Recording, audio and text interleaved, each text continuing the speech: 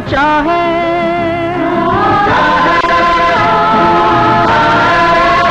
और दूर बहुत है तारे। फिरते हुए सैकड़ों सूरज ब्रह्मांड के ये बंजारे।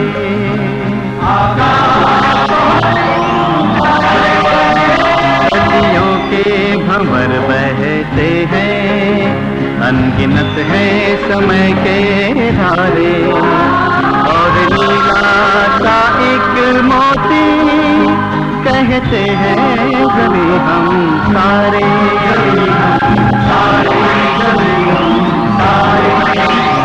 छोटी सी बूंद सी धरती सागर से कहीं गहरी है, आकाश की गंगा में ये बजरे की तरह बहती है। आकाश बहुत ऊंचा है,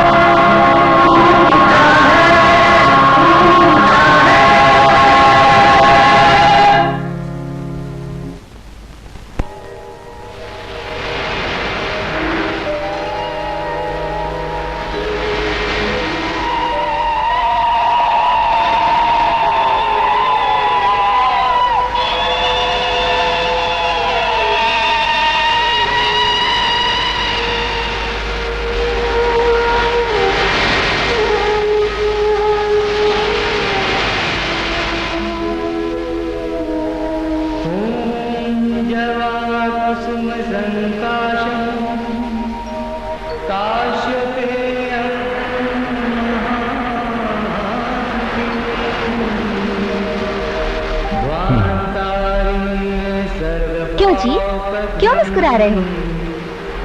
वो देखो, वो लोग क्या कर रहे हैं? वो तो सूर्य भगवान की पूजा कर रहे हैं। सूरज की पूजा?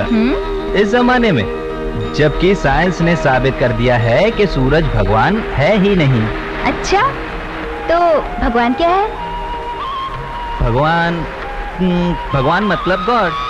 हाँ, ये तो मुझे भी पता है कि भगवान को अंग्रेजी में गॉड कहते हैं। हाँ, लेकिन गॉड क्या है? वो एक दूसरी ही शक्ति है। कौन सी शक्ति?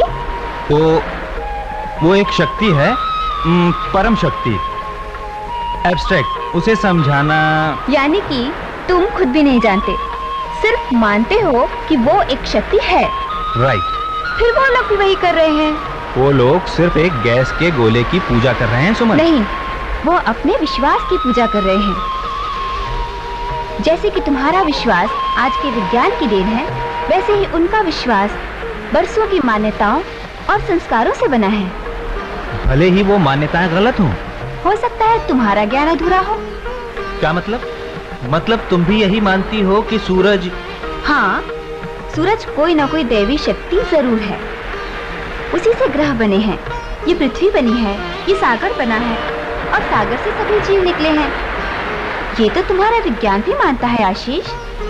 हम, तुम, ये सागर, पृथ्वी, ग्रह, सब कुछ सूरज के ही अंश हैं। जिससे इतनी बड़ी सृष्टि बनी हो, जिसमें इतना तेज और इतनी शक्ति हो, उसे हम सिर्फ आग और गैस का गोला तो नहीं कह सकते ना आशीष? नॉनसेंस। सूरज महज एक गैस का गोला है और कुछ भी नहीं। उसमें जो तेज है उसकी वजह है ऊर्जा, न्यूक्लियर एनर्जी, जो हाइड्रोजन के न्यूक्लियस के फ्यूजन से पैदा होती है। अच्छा, तो कौन करता है ये फ्यूजन? कहाँ से आती है हाइड्रोजन? ओफो मम्मी, आप फिर बहस करने लगे। मंदिर देखने नहीं चलेंगे क्या? चलते हैं बेटे।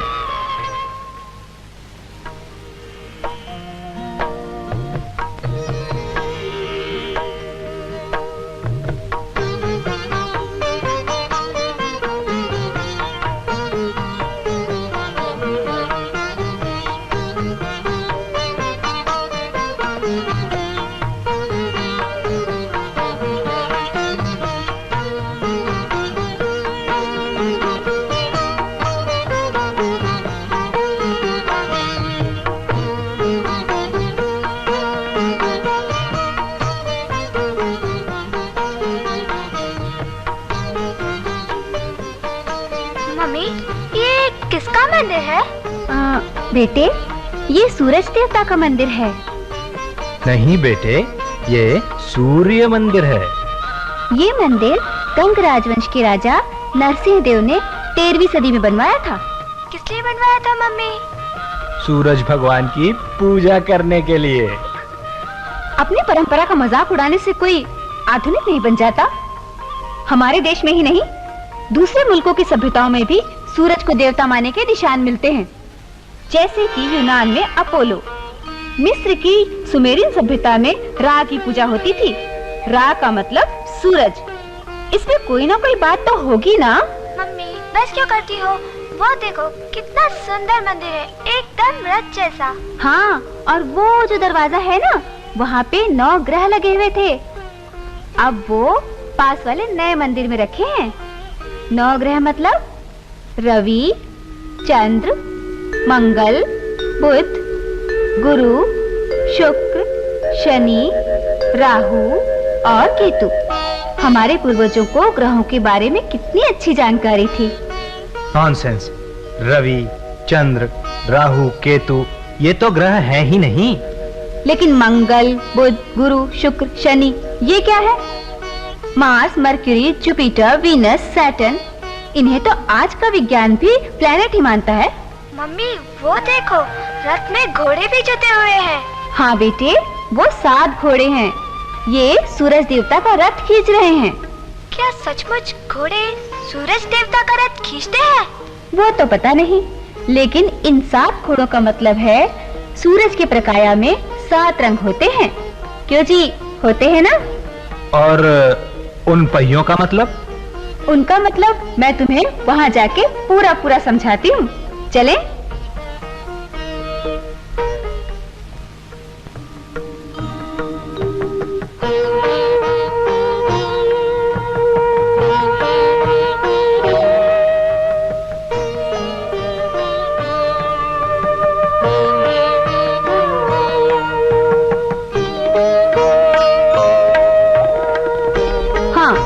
ऐसे 24 पहिए हैं। इन पहियों का मतलब है चंद्रमा साल में 24 बार घटता और बढ़ता है। बेटे, अब इन पहियों की मोटी तीलियों को गिनकर देखो।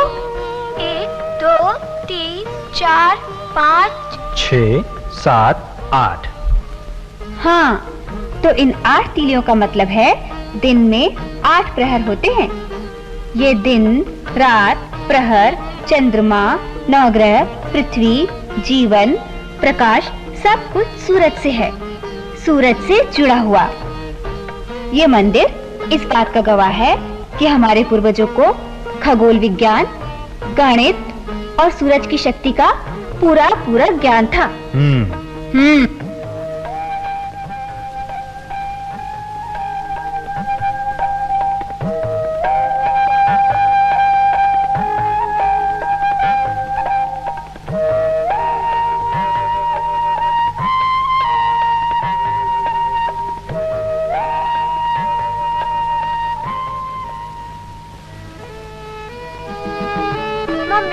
जल्दी कीजिए ना, ट्रेन का समय हो रहा है। हाँ बेटे, जरा मम्मी की मदद करो, आओ। नहीं, ये नहीं हो सकता। अजी क्या नहीं हो सकता? अरे भाई, यही कि सूरज भगवान नहीं है। आखिर मान क्यों नहीं लेते? जब मैथ्स और साइंस की समझ रखने वाले हमारे पूर्वज, जबकि वो सूरज की पूजा करते थे, तो कोई ना कोई बात तो होगी ही ना। देखो सुमन, कोई बात नहीं थी, शायद उनका ज्ञान सीमित था। अब ज्ञान काफी आगे बढ़ चुका है। मतलब सूरज और कुछ नहीं है, सिर्फ गैस का गोला है। बिल्कुल। फिर वो गैस खत्म क्यों नहीं हो जाती? ठंडी क्यों नहीं हो जाती? अरे भाई, हो रही है, होने जा रही है। एक दिन सूरज एकदम ठंडा हो जाएगा। क्या? अरे हंसने की बात नहीं है सुमन, दिस इज फैक्ट। ये सच है। सूरज की ऊर्जा का भंडार भी तो सीमित है। अरे भाई, कभी ना कभी तो खत्म होगा ही। लेकिन जनाब, अगर ऐसा हुआ तो कुछ नहीं बचेगा, सब कुछ जीवन मात्र खत्म हो जाएगा। ये तो सोचने की बात है। तुम्हारा दिमाग तो ठीक है ना? बिल्कुल ठीक है मोहतरमा, मगर लगता है जैसे तुमने मुझे सूर्य मंदिर का दर्शन कराया, वैसे ही तुम्हारे दिमाग का इलाज कराने के लिए तुम्हें सूरज का दर्शन कराना पड़ेगा। सूरज का दर्शन? यानी हम सूरज देखने सूरज में जाएंगे? नहीं जी, उदयपुर जाएंगे। सूरज दर्शन और उदयपुर? मैं समझी नहीं। अरे भाई समझ जाओगी वहां पहुंचकर। तो क्या हम यहाँ से उदयपुर जाएंगे, घर नहीं? अरे भाई क्या फर्क पड़ता है, घूमने निकले हैं, उदयपुर रुक कर जाएंगे। कम से कम तुम्हारे दिमाग का इलाज तो हो जाएगा। इलाज की जरूरत तुम्हें है, मुझे नहीं। क्या मुझे इतना भी नहीं पता? सूरज आसमान में निकलता है, उदयपुर में नहीं। ओफो मम्मी, बहस क्यों करती हो? इसी बहाने हम उदयपुर भी देख लेंगे। ठीक है।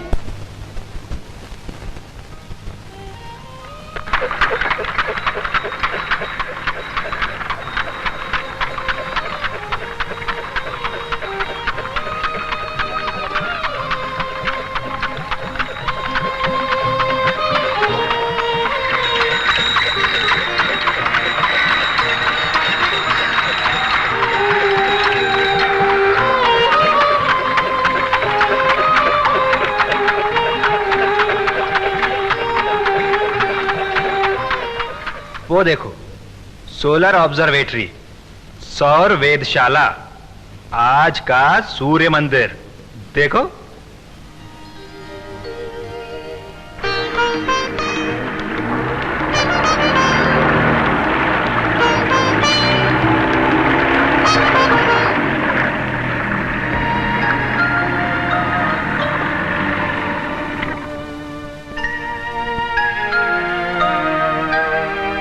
Good morning doctor Bhatnagar. Good morning, how are you? Fine doctor, thank you. Ashish, मुझे तुम्हारा मैसेज मिल गया था कि तुम उदयपुर आ रहे हो और तुम्हारा ही इंतजार कर रहा था मैं। डॉक्टर साहब, ये है मेरी पत्नी सुमन। नमस्ते। और ये हमारी लाडली बेटी ममता। नमस्ते अंकल। और ये हैं डॉक्टर भटनागर, यहाँ की सौर वेधशाला के डायरेक्टर। अच्छा? डॉक्टर साहब, सुमन सूरज का दर्शन करना चाहती है। अच्छा अच्छा, ऊपर चलते हैं और अपनी बड़ी टेलीस्कोप से तुम्हें दिखाएंगे। आइए।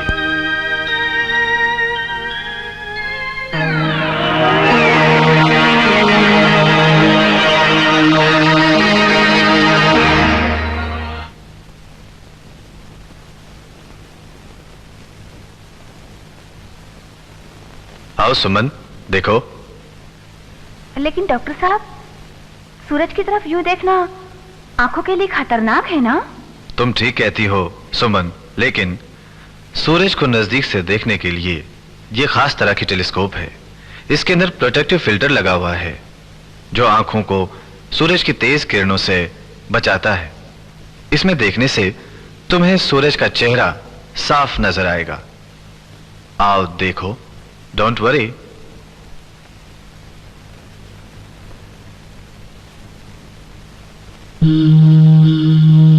क्या दिखाई देता है सुमन? कुछ उमड़ता घुमड़ता बवंडर जैसा। मम्मी, मैं भी देखूंगी। हाँ हाँ बेटे, आओ।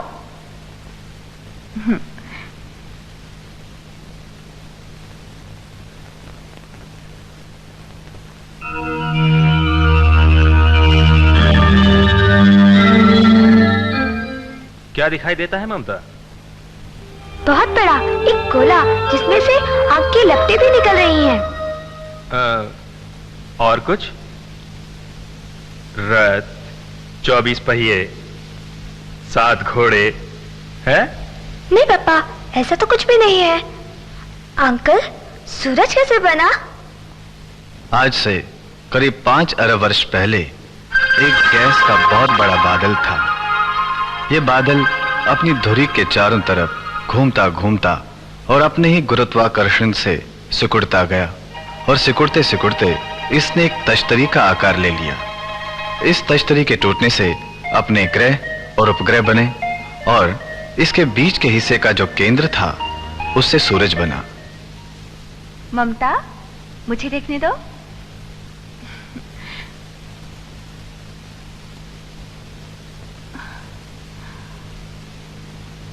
उफ, कितना तेज, कितनी रोशनी है सूरज में। जानती हो कि सूरज में कितनी ऊर्जा है? कितनी? देखो, मैं तुम्हें प्रयोग करके दिखाता हूं।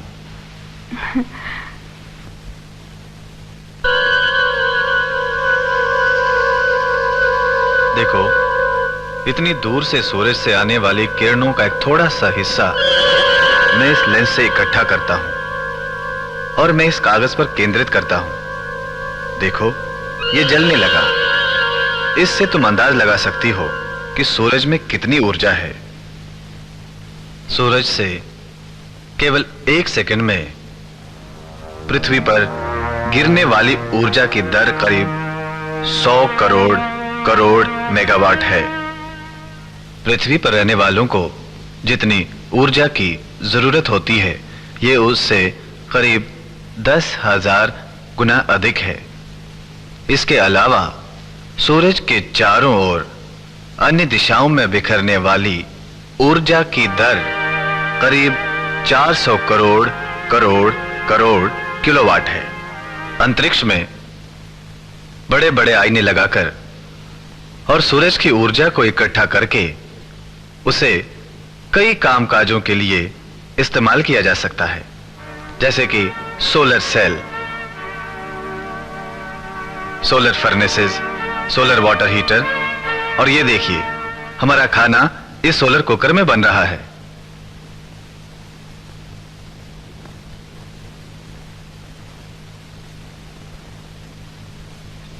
और फिर भी सूरज की ऊर्जा इतनी है कि वो हमारे लिए कम नहीं पड़ेगी। इससे आप अंदाज लगा लो कि सूरज में कितनी ऊर्जा है। अंकल, ये सौर ऊर्जा यानी सोलर एनर्जी क्या चीज है? सूरज में इतनी ऊर्जा कहां से पैदा होती है? बेटा, ये तो बहुत ही अच्छा सवाल है। इसके जवाब के लिए तो हमें अपनी लाइब्रेरी में जाना पड़ेगा। सूरज में कितनी ऊर्जा है और कैसे पैदा होती है, इस सवाल ने बहुत सालों तक बड़े बड़े वैज्ञानिकों को परेशान रखा। नई नई थ्योरीज बनी और वो गलत साबित हो गई। आखिर 1930 में कैम्ब्रिज के एस्ट्रोफिजिसिस्ट एडिंगटन ने सूरज की ऊर्जा का रहस्य खोज निकाला। एडिंगटन ने एक मैथमेटिकल मॉडल ऑफ द सन बनाया। उसने मान लिया कि सूरज एक गैस का गर्म गोला है और मैथमेटिकल इक्वेशन से उसने सूरज का आकार तक निश्चित कर दिया। डॉक्टर साहब, ये एडिंगटन ने सूरज को गैस का गोला क्यों माना? तुम्हें जैसे मैंने पहले बताया था कि प्राइमोर्डियल गैस क्लाउड से अपना सौर मंडल बना है और उसके केंद्र की गैस अपने ही गुरुत्वाकर्षण से धीरे धीरे सिकुड़ने लगी, और जैसे जैसे ये गैस सिकुड़ने लगी वैसे वैसे अंदर का तापमान बढ़ने लगा और गैस का दबाव बाहर की ओर भी बढ़ने लगा। इस किताब में देखो, ये बाहर की गैस का दबाव गुरुत्वाकर्षण की वजह से अंदर की ओर है और केंद्र का दबाव बाहर की ओर है। एक स्थिति ऐसी आ गई कि जब बाहर का दबाव और अंदर का दबाव बराबर हो गया, ये दबाव पूरे सूरज के भार को संभाल लेते हैं और इसी वजह से एडिंगटन ने सूरज को एक गैस का गोला माना। डॉक्टर साहब, क्या हवा के दबाव इतने कामयाब हो सकते हैं? हाँ, क्यों नहीं। ये देखो,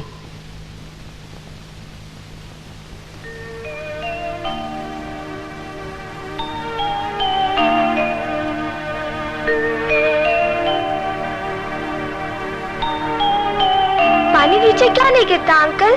बेटे, हमारे चारों तरफ की हवा के दबाव ने इसे थामा हुआ है। एडिंगटन साहब ने अपने मैथमेटिकल मॉडल से सूरज के केंद्र का तापमान और दबाव का अंदाज लगा लिया था।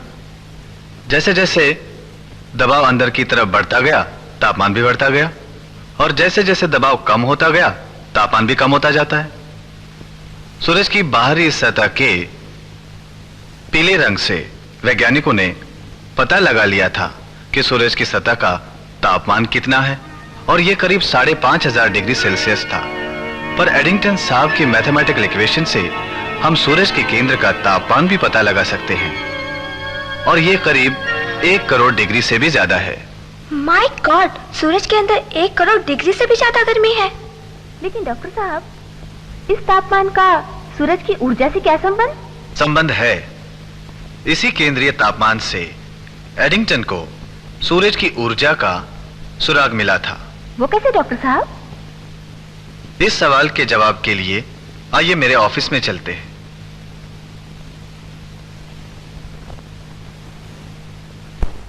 वैज्ञानिक जे पेरिन के अनुसार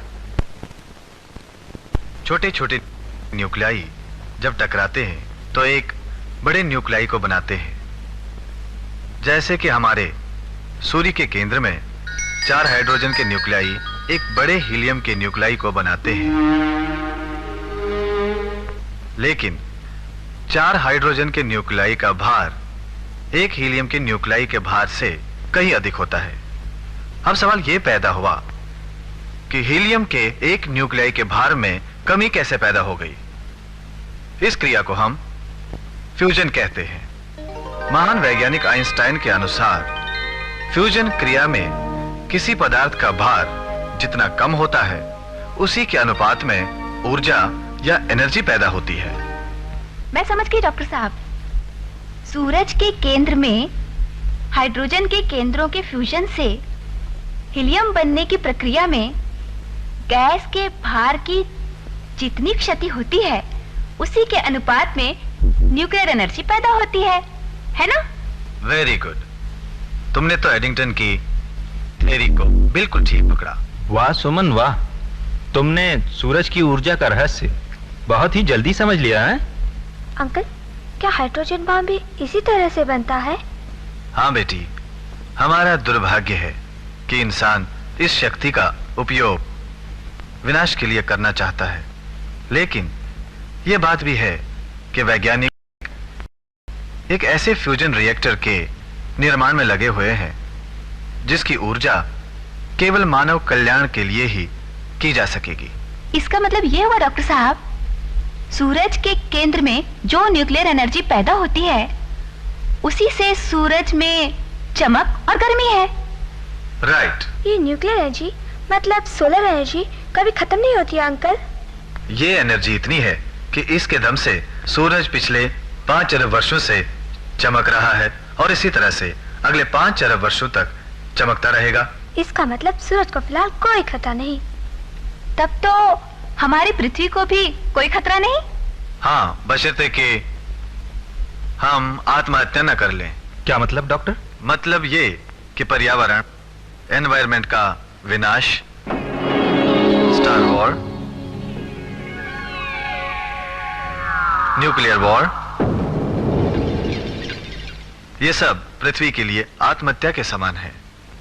आप ठीक कह रहे हैं डॉक्टर साहब, लेकिन क्या? 5 अरब सालों के बाद सूरज का क्या होगा?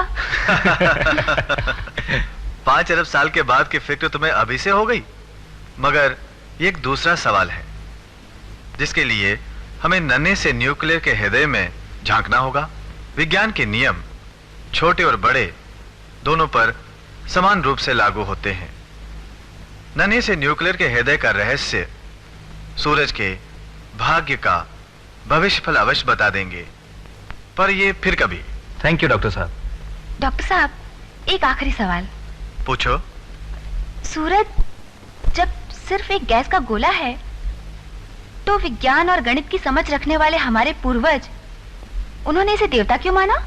देखो सुमन, हमारे पूर्वजों ने ब्रह्मांड और पृथ्वी पर उन सारी चीजों की पूजा की जो मनुष्य के लिए कल्याणकारी और उपयोगी थे। सूरज की गर्मी और प्रकाश पर पृथ्वी का प्राणी जीवन निर्भर होता है और सूरज से पृथ्वी का, तुम्हारा, हमारा और हम सब का संबंध है। और शायद इसी कारण से मानव ने सूरज को देवता माना और उसकी पूजा की। मम्मी, पापा, आप लोग बहस क्यों नहीं कर रहे? इसलिए बेटा कि बहस खत्म हो गई। हम समझ गए कि सूरज क्या है। क्या है सूरज? एक गैस का गोला जिसमें भगवान जैसी दैविक शक्ति है।